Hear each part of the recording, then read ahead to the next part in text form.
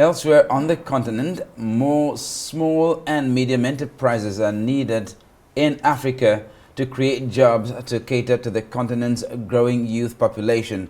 Now, this is according to Dahlia Khalifa, International Finance Corporation Regional Director for Central and Anglophone Africa. She spoke with ARISE business correspondent Rotus Oddiri in Casablanca at the African Financial Industry Summit, AFIS 2024. Of course, the day 2 of the Africa Financial Industry Summit here in Casablanca, Morocco. ARISE News has been speaking with a number of executives across a number of regions for different topics, and today we are speaking with Dahlia Khalifa, who is the IFC Regional Director for Central Africa and Anglophone Africa. Great to have you here in Casablanca. I wanted to kick off by asking you about one of the panels that you were on, which was on SMEs. Now, again and again and again, we talk so much about financing SMEs and access to finance. Are there simply too many SMEs and there's just not enough money to finance them? Well, I think you should be asking a different question. Why aren't there more SMEs? Right now, across Africa, SMEs account for 80 to 90% of all jobs. They also account for 50% of GDP. So unless you're happy with the amount of GDP that countries in Africa have and the jobs that Africa has, then okay, then you can ask the question, do we not have too many? So I would suggest, what can we do? The question should be, what can we do to increase the number of SMEs in Africa? Because they are the engines of growth. And they are what is going to help leapfrog Africa to make it the engine of growth, not just for the continent, but for the world. Because this is where the youth are.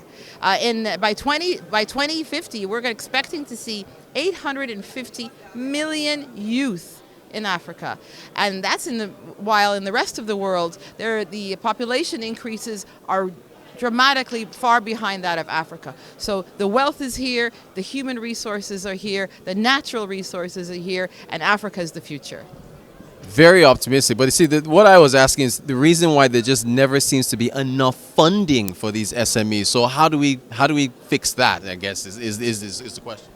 Another very good question. So globally, we know that there is about $4.2 trillion which have been dedicated or have geared towards funding SMEs. But that hides the fact that there is an additional $5.7 trillion gap in funding of SMEs. So that's about a 1.2 times gap. In Africa alone, or let's focus on sub-Saharan Africa, the gap is about 330 billion. So we clearly need to crowd in a lot more financing for SMEs in Africa because we want them to continue to be the engines of growth. So how do we do that?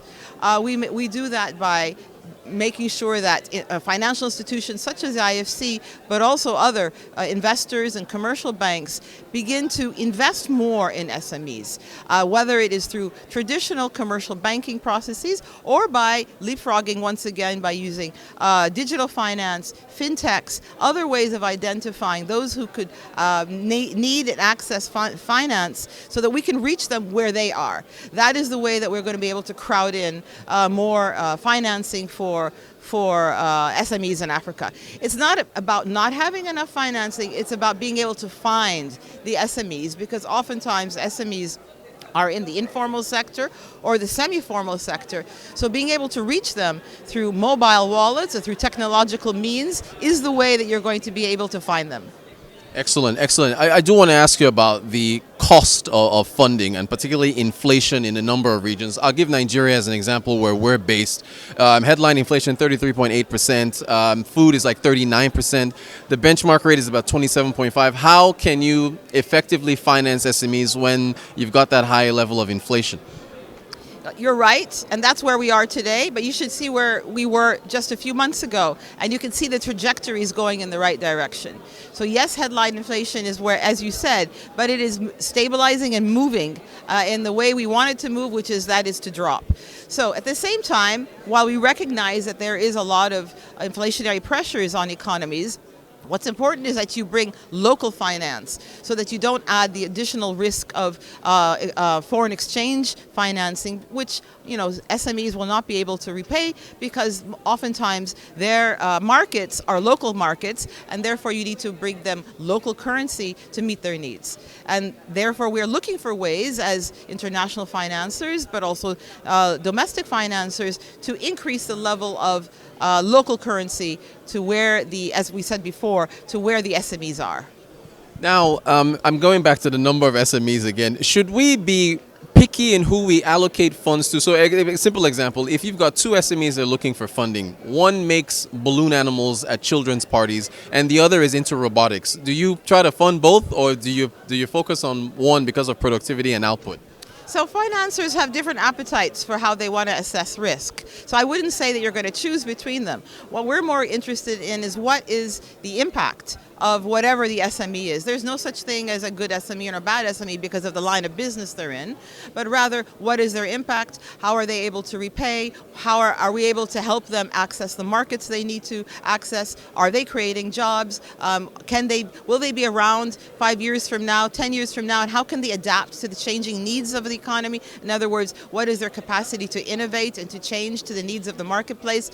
So there's a number of ways of assessing an SME, and it has nothing to do with what it is they actually do.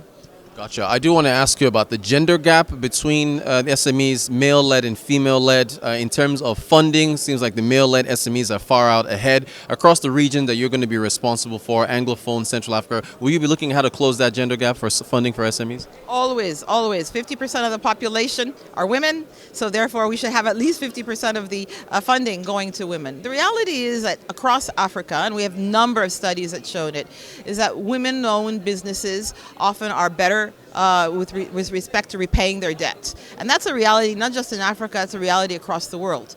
So if we look at the needs in Africa, you'll see that about 40% of funding goes to female-owned SMEs. So we have a little bit of a gap. And at the same time, the other added value here is that our studies have shown that Africa has the highest level of women entrepreneurship across the world at around 25%. So that's 1 out of every 4 women in Africa is an entrepreneur. Therefore, we have a lot of market that we need to supply and enable so that they can create the jobs and build the future. All right, speaking of creating jobs and building the future, I want to ask you about the skills pipeline. What do you think needs to be done to have a healthy pipeline from the education sector going over to SMEs and other job creators? Just like in any market, you have to make sure that your supply is meeting your demand. And what does that mean in the job market? It means basically that those who are graduating from universities or vocational training or any kinds of tertiary training, the training that they are receiving has to meet the needs of the marketplace. So this mismatch, this skills mismatch needs to be addressed right at the training centers, whether they be, as I said, formal education, vocational education, tertiary education. They need to be aligned with the needs of the marketplace, which means that the marketplace has to have a little bit of a say and a voice and influence on what are in the curriculum, so that those who are graduating don't end up in the unemployment lines, but are able to become productive and active within the economy. Final question for you. We're asking this to all our executives. It's the end of the year. It's December. What is your outlook, I guess, for maybe the region? You can speak to the region you're covering or Africa at large. How are you seeing things for your economic outlook for 2025?